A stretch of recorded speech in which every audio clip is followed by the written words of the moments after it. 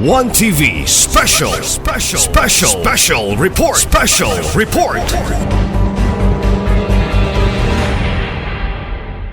Kasama natin ngayon ang aking mga kalahok na talaga namang may hugot at galing sa puso ang mga putahing hando.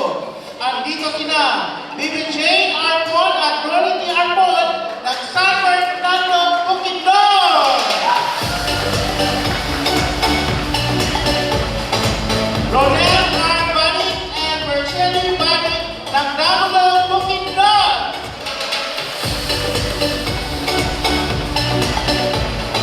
Jessa Bello at Crespi Acuna ng Maumon, Bukidnon. Andito rin si Amera Dalumanga at Dainora Dalumanga ng Salvador, Lanao del Norte. At of course, hindi mahuli si Emily Galieto at Rhea Grace Abuelo ng Sabang Dalaga, Misamis Occidental.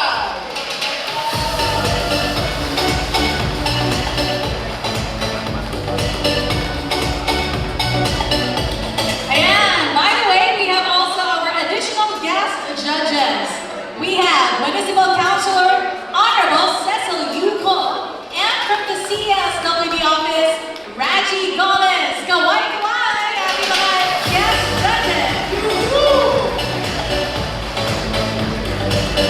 Ngayon naman ay ating tunghayan ang karanasan ng ating official Coach Sinero, chef pagdating sa pagluluto at ang kanyang mga natukasan dahil sa Walang Luto Cook-Off Challenge. Let us direct our attention to the screen. Ang official Cocinero ng Walang Luto Cocinero Cook-Off Challenge 2026.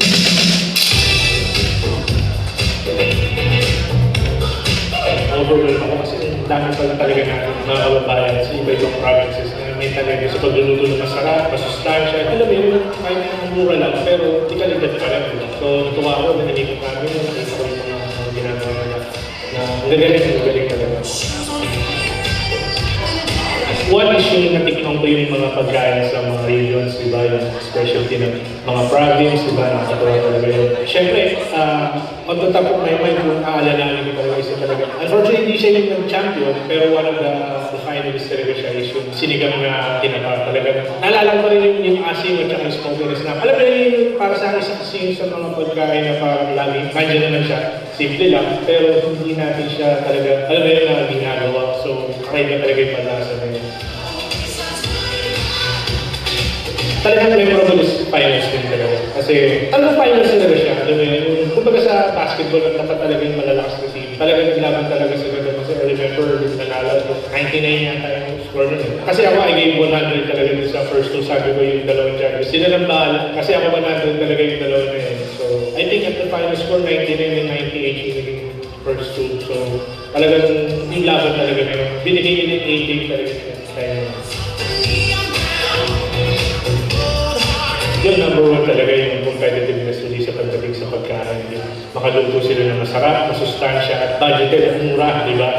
Di kalidad. So, in-expect ko yun. Alam mo naman talaga mas malaki na yun. Nakita na nila yung nangyari ng first season, mas magaling ang gagawin nila sigurado. Good luck sa inyo, mga contestants. Alam ko, tumali kayo dito yung passion kayo sa pagkain. Gusto nyo yung magluluto. So, looking forward to it and looking forward to makita, tikman yung mga luto nyo. Magkakilala tayo.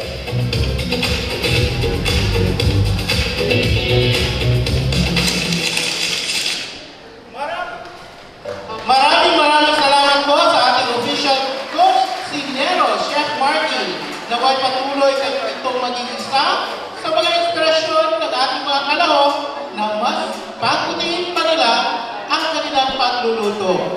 Ngayon naman ay ating nang simulan ang competition ng Walang Lutong Cocinero Cook-Off Challenge. Lahat po ng mga kalahok ay binigyan ng 40 minutes upang magluto ng kanilang mga putahe. Agad namang isa sa ilalim ang mga dishes ng ating mga kalahok sa dish evaluation and scoring pagkatapos maluto. So, ready na ba kayo? Ready na ba ang lahat? Andar na ba? Kunti lang? Sige, go!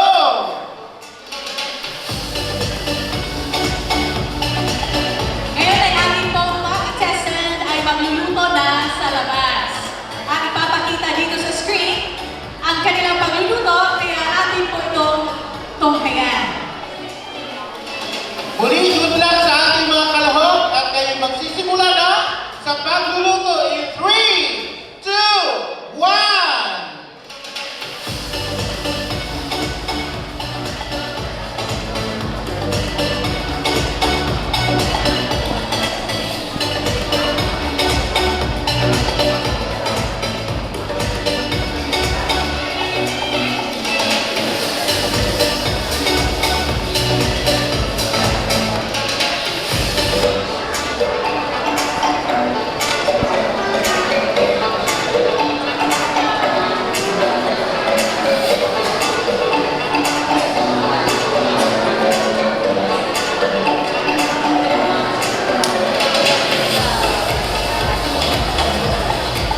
Video mo na lang. Ako ito.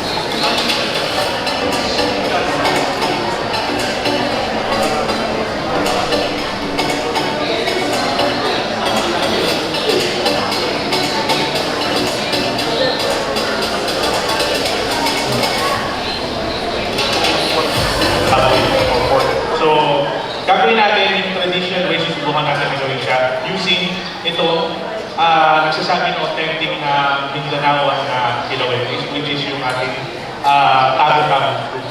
So, tago-tago fruit, as you know, is dito siyempre sa mga local area po niya. Sa atin, sa mga taga sa ibang lugar, ang flavor profile niya is medyo nutty, na nabibigay ng pang-vegetation, medyo, ikaw din bitter yung lasa niya. So, ginagawa niya sa kilawin, nakakabawa siya ng lansa nung ating tuna. Kaya gamitin natin yung isda. So, preparation, nagawa natin na yun natin pork, yung tuna. Ginagawa kasi yung hugasan ko siya with salt and vinegar, nagawa na natin. Naiwan natin lahat. So, assemble na lang natin yung ating sinugaw. For this one, meron tayo dito coconut vinegar. Ayan. Then, ito yung ating tamang-tamang. Scrape lang natin. Iahalo natin dito sa ating coconut vinegar. Ayan.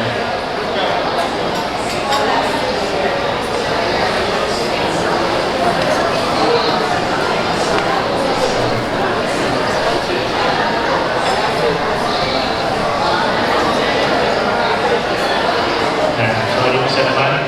Ganda lang yung itsura niya. Ha? Dalawa. Ganda lang yung itsura niya kasi parang utak eh. So, kaya natin.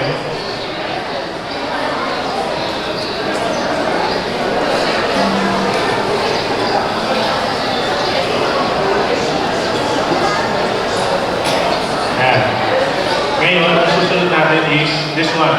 Ito naman is locally rin na I think this one is southern Philippines, so mostly parang sa Cebu. Dito rin ginagamit siya is yung line nila local is called Jackson. So, na-mention siya Cali kanina. Sama natin dyan. Of course, hindi siya kasing, alam mo yung flavor acid na hinanap natin. So, pero meron siya yung aroma more on that one. So, lagyan din natin to, yung sauce natin. Then, maglalagay din tayo ng kalamansi, syempre.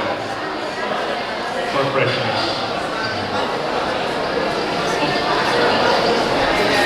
Ayan.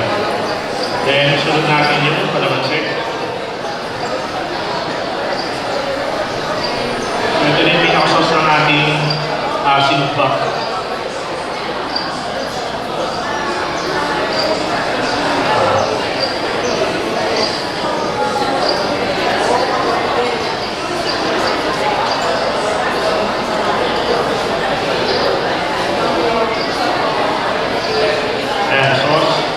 Lalo na para gusto ng konti yung ating tago-tago. Ayan.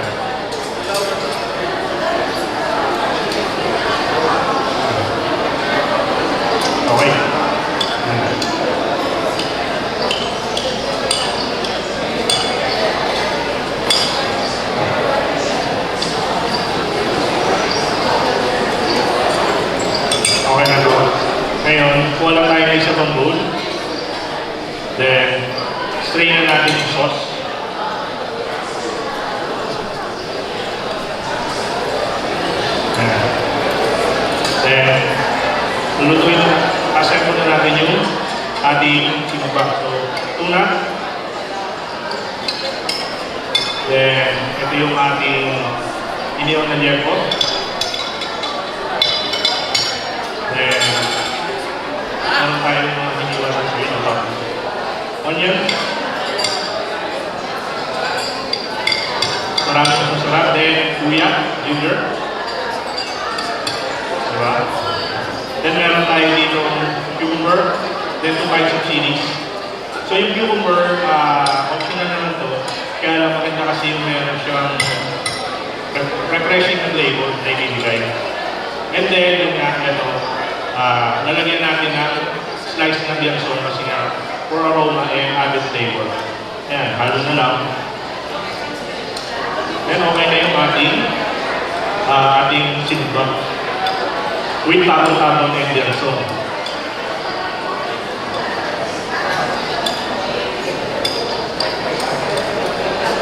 Ayan. So, wala tayo ng take. This one.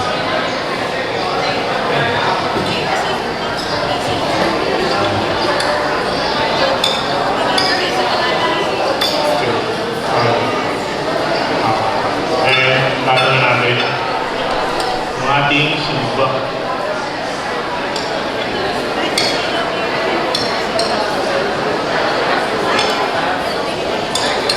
Uy, nakakapala ko.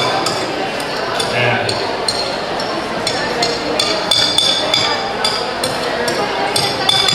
Ayan na. Very simple, very fast, pero sobrang refreshing and syempre mawin sa beer. Ayan na ang ating sinubak. Okay.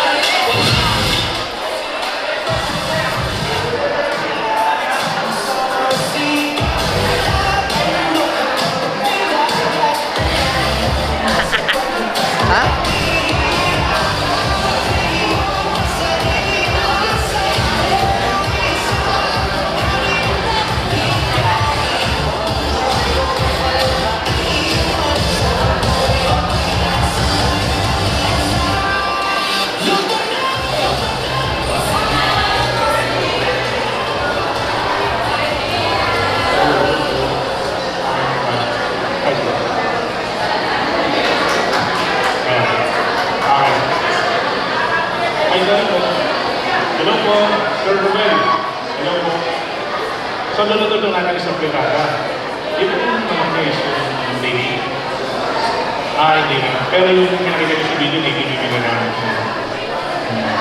Ano, native din. Hindi na. Ano pinaka-ano niya? Sarili ng kamatis o yung pinaka-salsa niya?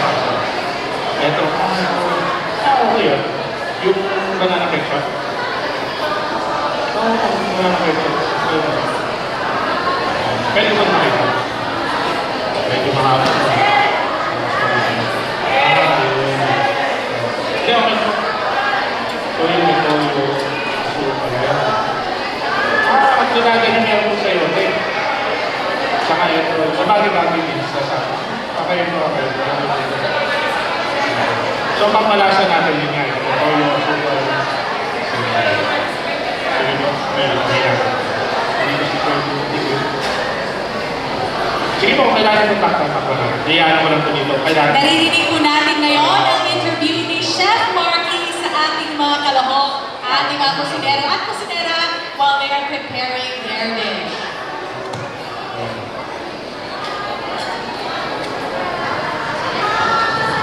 For our audience inside, we can roam around our booths. Meron po silang mga interactive games and freebies. So, nakita So ko yung feel free video, to roam hindi siya around our yung booths egg wrap. so that you can know about Kasi the parang programs nalagay and siya services sa kulay. of the Innovations Sa bawal Division. na egg wrap. Yung mango. So, ang kulay po natin is palabas, ito yung onion leeks, dami ng onion. Ayun, may golden flower. Ito po yung sitake. Ano yung tawag sa inyo dito na mushroom? Sitake na ito talaga. Ano ba? Aroy. Ano yung tawag ko? Aroy. Kasi yung taklat mo, papalasan sa kao. Tama ko ba? Ito yung taklat. Ito pa manok. Ilalagay sa ibabaw. Pero manok po siya. Dito, lagay ko natin dito. So yun. Okay siya. Sorry. Ano po? Tingnan mo. Papakulo na. Dahil sa gulay. So healthy pala siya. Hindi siya yung gigisahin. So pakulo lang na tapos. Yung tubig nito, yung gagawin sa bangis. Yun, yung lasa ng okay. Sige, itang ko ito, topic. Sige, itang ko, tingin mo. Dito is, inisang gulay.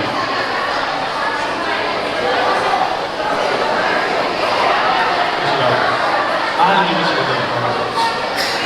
Okay na po. So, bali, ito pong yempo is lalagay sa bagong gulay. Yung ginisa po, kasi yung gisa lang, bawang sibuyas, yung ako. Pasarili yung papasarili yung ano lang yung katas lang. Yun yung nakita ko dito eh. Panagapin ba ang kalabasan yung ano lang talaga? Sanay kayo dito. Nakita ko actually. Kasi, ang bakit lang yun, may lasa yun eh. Pero ang maganda kasi, maganda na yung tsura, nakita ko sa video, hindi naman ano. Ganito. Ang ganda na yung tsura na may kasama ka. May tanong po ako, sir. Bakit po ang kwento, ang Project Apo po, kwento ni Lolo't Lola, gabay ng kabataan ay center-based na po? Maraming salamat po. Sa ngayon po, yun po yung design ng programa. Kasi po yung target po natin ngayon ay yung mga kabataan na nasa mga residential care facilities ng DSWD. At the same time, yun yung mga senior citizens po natin na nasa center din ng DSWD. Pero moving forward, so during the pilot testing po, pinag-aralan natin kung magiging makatuluhan ba yung interaction between older persons and children at kung magiging valuable ba talaga yung interaction. And I think during the evaluation, it was proven na yung intergenerational interaction talagang nag-bring about na positive value reinforcement sa mga kabataan at the same time nagbibigay ng sense of fulfillment sa mga older persons natin. So moving forward, I think we are also open to the idea of exploring community-based interactions between children and older persons in the family.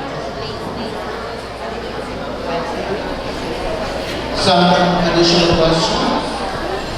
Good morning po. Ako po si Mariana Amboan from Orqueta City. Ang tanong ko lang po is, ano ang kamunahing layunin ng Walang Botong program? Maraming salamat po sa katanungan niyo po. Well, ang Walang Botong program po, as discussed kanina, na ang ultimate objective po niya ay maibaba ang incidence of involuntary hunger being experienced by low-income Filipino households. Now, sa programa po ito, nagbibigay po tayo ng tinatawag natin na EBT cards or Electronic Benefit Transfer Cards na preloaded with 3,000 pesos. Magagamit ito ng ating mga beneficiaries sa ating mga registered na or accredited na local retailers. So out of the 3,000, 50% nun ay napupunta sa carbohydrates, 30% sa proteins or whole foods, at the remaining 20% ay 600 pesos sa fruits and vegetables. Gusto ko lang po i-emphasize na itong programa na to ay hindi isang ayuda program kasi nag-impose tayo ng mga conditions. So before ma-receive ng mga beneficiaries natin ng 3,000 monthly grant nila or monthly food credits nila, nire-require natin silang umattend ng mga nutrition education sessions. Dito, tinuturuan natin sila ng tamang pagkain, no? And gusto natin i-shift yung dahil yung food purchasing behavior nila.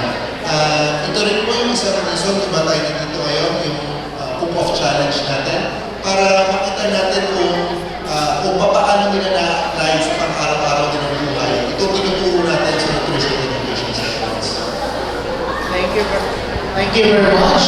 One last question. Yes. Magandang umaga sa lahat. Ako si Sir Racho from LGU Plaridel. Follow-up question ho sa food program. Paano ho tinutukoy ang mga pamilyang kabilang sa food poor sector? Yun lang ho. Maraming salamat. Okay, maraming salamat po again sa inyong katanungan. At least may bigyan kami opportunity para ma-clarify ito. Ang targeting po ng Walang Botong program ay data-driven. Sabi ng FIES or the Family Income Expenditure Survey, merong 750,000 na food poor households nationwide. Ito yung mga pamilya na hindi kayang ma-meet yung kanilang daily food requirements. Now, ginamit po natin ang isang database, no? I'm sure ang mga LGUs natin ay aware nito, yung CBMS or the Community-Based Monitoring System. So, kinuha natin yung bottom 750,000 households na kabilang dito sa CBMS at yun po yung mga na-identify natin na targets. Dito po sa probinsya ng Misamis Occidental ay meron po tayong more than 2,700 beneficiaries. Hindi po natin yun pinili, no? Ginamit po natin yung CBMS. So meaning, sila po yung mga pamilya na kabilang sa bottom 750,000 households nationwide. Thank you for the clarification. Some more questions? Okay, ma'am. Go ahead. Thank you po.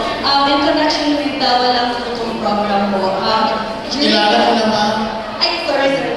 I am Kathleen from LGU Ozami City Councilor under the Committee of Nutrition. During the profiling of beneficiaries for Walang Botong program, do they also consider the family with identified malnourished children? And this will integrate us, the family into the program may serve as a strategic intervention to eradicate malnutrition.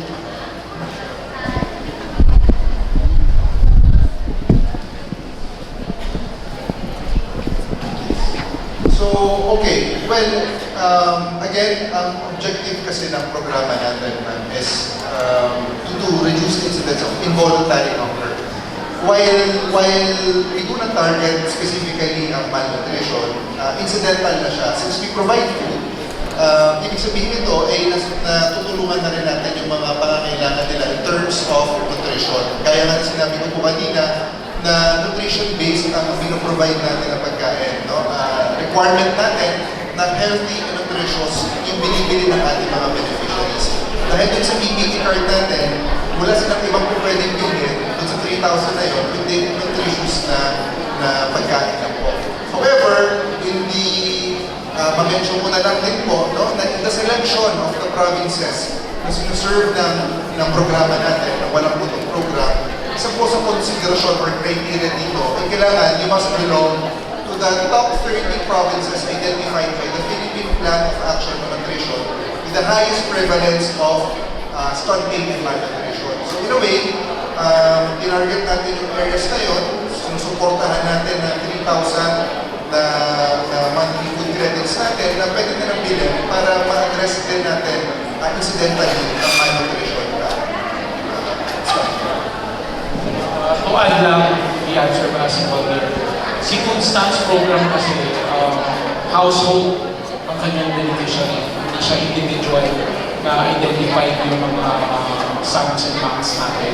But in DSWD, meron kami programa yung Bangsamoro sa upungan sa nutrition program na targeted individuals talaga to identify those malnourished kids in the communities as well as the malnourished, pregnant and lactating women sa mga communities. But right now, we're implementing the warm provinces pa lang, the warm municipalities pa lang. It's been running for 7 years already. But we're planning to scale that up in the entire Mindanao na, including the landborn provinces. Hopefully makasama dito sa Occidental, but will be expand. But that's the design we did for addressing malnutrition, na nutrition specific. You provide for 6 consecutive months, 180 days, we provide them fresh meal. Na yung community talaga yung nagluto, yung mga nanay yung nagluto, community-based, daily siya, supplementary feeding, one meal a day para sa mga batang malnourished for 180 consecutive days. Yun yung intervention for the DSWD for malnourishment. Thank you. Edukasyon, proteksyon, at pag-unlad ng bawat Pilipino.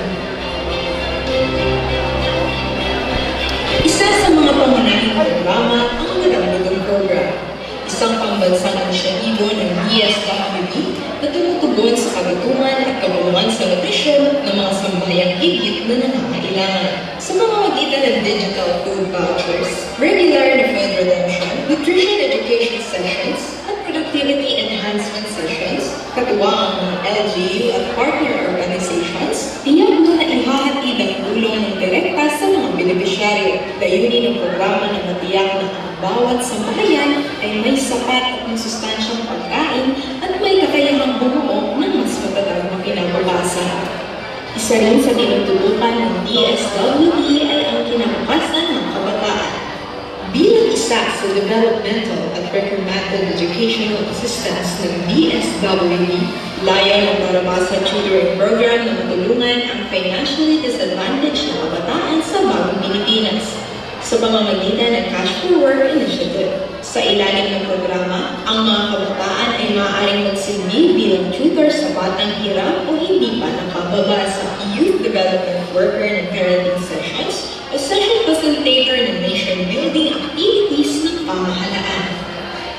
Para naman sa mas malawak na proteksyon ng kabataan, narito ang Protect Teen Program, isang inisyatibong nagbibigay ng life skills training, counseling, at psychosocial support upang matulungan ang mga kabataan na makagawa ng responsableng desisyon at makaiwas sa mapanganib na sitwasyon.